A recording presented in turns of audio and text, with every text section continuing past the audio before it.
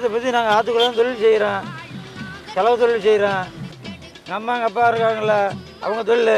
அதுக்கு பின்னால் நாங்கள் இப்போ எங்கள் பிள்ளைய மாறிடுச்சுங்க. எங்களுக்கு வேலை முடிஞ்சிடும்.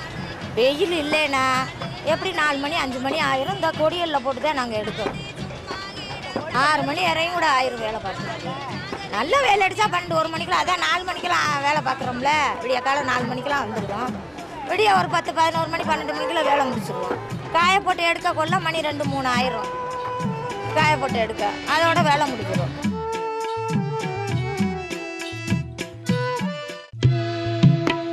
வீட்டுகளில் போய் எடுத்துகிட்டு வருவான். வீட்டுக்கு போய் எடுத்துகிட்டு வந்து திருப்பி நாங்களே செலவு பண்ணி தேய்ச்சி கொண்டு கொடுத்துட்டு வந்தோம். அவங்களே கொண்டு கொடுத்துட்டு வந்தோம். முதல் வந்து வெள்ளாய் வைப்போம்.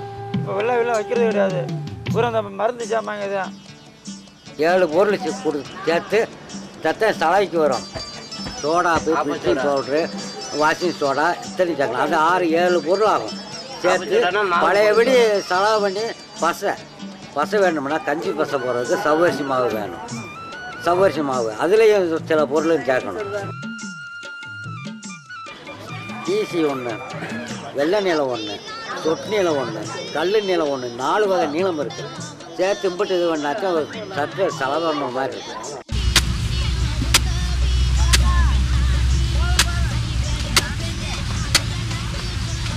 இங்கே கிணறு இருக்குது, தோண்டிக்கிடுவோம். இப்போ தண்ணி வந்து மூடிடுச்சு.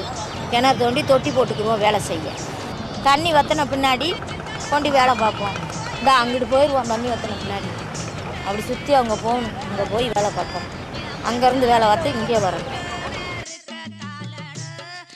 மழை காலத்தில் மட்டும்தான் கொஞ்சம் கஷ்டம். அந்த இப்படி தண்ணி வர்ற நேரத்தில் கொஞ்சம் கஷ்டம். அப்புறம் தண்ணி இல்லாத நேரம் இந்த உள்ளே போய் காயப்போட கொல்ல எல்லாம் செஞ்சுட்டு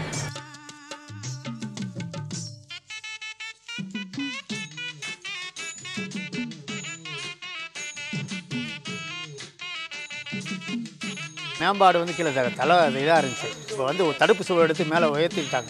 அதனால் தண்ணி வரக்கு சான்ஸ் கிடையாது. அப்போ உங்களுக்கு தடுப்பு சுவரெலாம் கிடையாது. ஒரு 10 நாள் 15 நாள் விடாமல் மழை பெஞ்சுச்சுங்களேன் தண்ணி மேலே.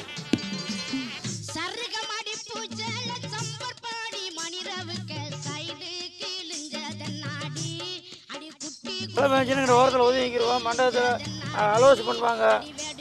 அலோஸ் பண்ணும்போது நாங்கள் கல்யாண மண்டபம், இந்த பள்ளிக்கூடம் இப்படி போய் தங்கிக்கிடுவோம். அப்போலாம் துணி துவைக்க மாட்டோம். தண்ணி வத்தின பின்னாலும் துணி துவைப்போம். மறக்க முடியாத சம்பவம் வந்து எங்கள் ஆளுகள்லாம் ஒரு வெள்ளத்தில் நிவாரண இதில் போயிட்டாங்க. ஒரு 50-60 பேர் போனாங்க. அது ஒரு சம்பவம் தான் மறக்க முடியாது. ஆமாம், 72 வந்து ஒரு 50 குடும்பம் தண்ணியிலே போயிட்டாங்க. அந்த குடும்பமாக போயிட்டாங்க. அந்த இதான் ஒரு சம்பவம். வெளில வர்றது எப்படின்னு கேட்டிங்கன்னா வந்து அறிவிச்சிட்டாங்க. சர்க்கார்லேருந்து அறிவிச்சிருந்து அதை கொஞ்சம் எப்பவும் போல் நாங்கள் இருந்துட்டேன். யதார்த்தமாக இருந்தேன். ஒரு 50 குடும்பம் தண்ணியில் போயிடுச்சு.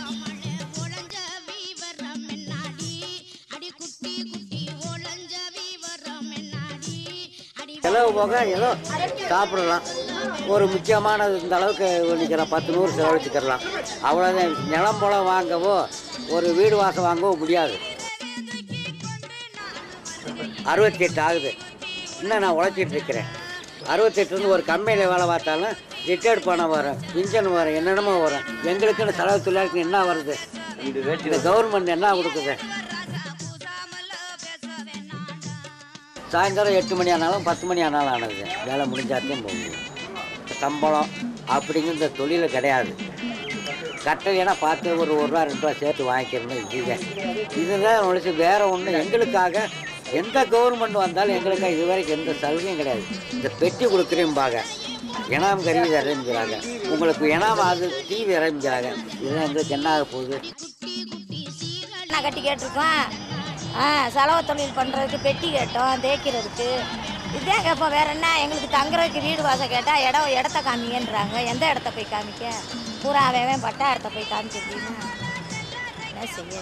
நம்ம பிஎம் மண்ணு இவங்கள்டெல்லாம் போய் சிபாரிசு பண்ணி இந்த மாதிரி எங்களுக்கு கட்டி கொடுங்கன்னு சொல்லி எழுதி கொடுத்து, மேயர்ட்டெல்லாம் எழுதி கொடுத்து எல்லாம் இது பண்ணி எங்களுக்கு இப்போ டோபிக்கான கட்டி கொடுக்குறாங்க. செலவு தொழில் செய்கிறதுனால கழிவு நீரெல்லாம் ஒன்றா வந்து சேருது. அதனால் எங்களுக்கு காலுகையெல்லாம் அரிக்குது, துரிஞ்சா புண்ணு வருது. இப்போ வந்து எப்படின்னா அந்த சுகாதார கேடு இல்லாமல் இருக்கும். அந்த தண்ணி நல்லது இந்த மாதிரி ஆற்றுல கழிவு தண்ணி வராத அளவுக்கு சுகாதார கேடு இல்லாத அளவுக்கு நாங்கள் வேலை பார்ப்போம். காலு கை சொல்கிறீங்களா உங்களுக்கு முன்னாயிருது, அது இல்லாமல் அது வேலை பார்க்கலாம். கழிவு நீர் வராது, உங்களுக்கு நல்ல தண்ணி தான் வரும். ரொம்ப கஷ்டப்பட்டான்.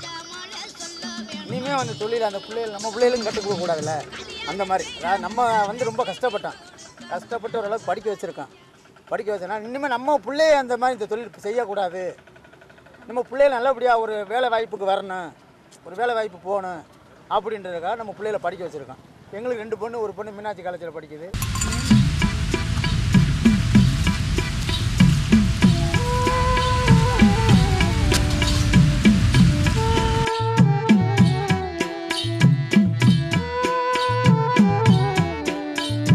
மயம் பெயிண்டர் வேலை பார்க்குறாரு, மருமையாக கொத்தனார் வேலை பார்க்குறாரு. நாங்கள் உங்கள் தொழில் உங்களோடய போட்டோம், நாங்கள் அந்த தொழிலுக்கு ஈடுபட மாட்டேன்ட்டு உங்கள் தொழிலை மாற்றிக்கிட்டாங்க. நாங்கள் தான் அந்த பரம்பரைக்கு எங்கள் அப்பா எங்கள் ஆத்தா இவங்க வளர்க்குறாங்கல்ல, அந்த இதுக்கு நாங்கள் வளர்த்துக்கிட்டு இருக்கோம்.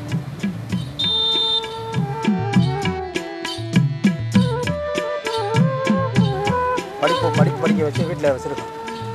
எங்கள் வேலை தொழில் வந்து எங்கள் தலையோட முடிஞ்சிருச்சு. இனி வந்து எங்கள் பிள்ளைய தலைமுறைலாம் வேறு மாதிரி போயிடும்.